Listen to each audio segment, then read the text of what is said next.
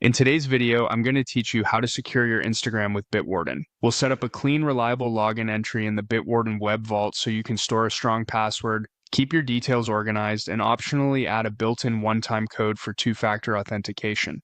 Start by opening the Bitwarden web vault in your browser. Once you're signed in and looking at your vault, that's your secure list of saved items. We'll create a new entry just for Instagram. Click New at the top right to begin adding a login. When the item types appear, choose Web Login. This tells Bitwarden you're saving credentials for a website rather than a card or secure note. In the item name field, give it a clear label like Instagram. This makes it easy to find later, especially if you manage multiple accounts. Next, add your Instagram username or the email you used to sign in the username field. Enter it exactly as it appears on Instagram to avoid autofill mismatches.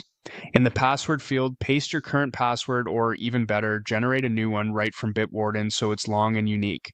If you generate one, remember to update it on Instagram afterward to keep everything in sync. Avoid common words or reused passwords. The goal is a random string only you can access through your vault. There's an optional authenticator key field. If you already use Instagram's two-factor authentication with an app, you can copy the account setup key and place it here.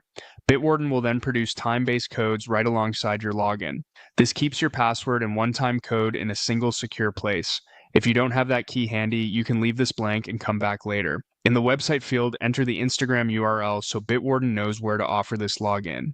Use htstudinstagram.com, and if you also use the mobile app, that same entry will sync to your devices. Finally, click Save. Your Instagram entry is now stored in your vault. From here on, when you visit Instagram, Bitwarden can autofill your username and password, and if you added the authenticator key, it will show your current 6-digit code as well.